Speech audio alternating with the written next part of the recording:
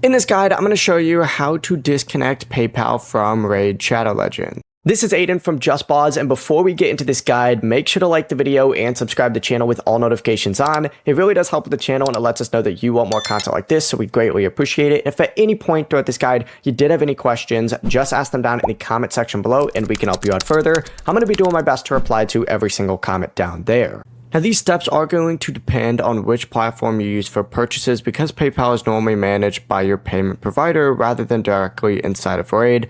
So if you're on Android, open up Google Play Store, tap on your profile picture, go to payments and subscriptions, payment methods, and then from there, open up the more payment settings, find PayPal, and you can remove it from your Google account from there. If you're on an iPhone or an iPad, go ahead and back out and need to open up your settings.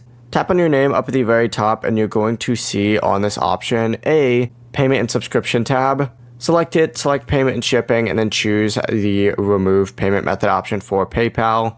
And if you use PayPal through Plarium Play or another Plarium checkout and there's not an option to remove it, just contact Plarium support under the payment category, and then of course it'll direct payment account issues to its support team and you can remove it from there.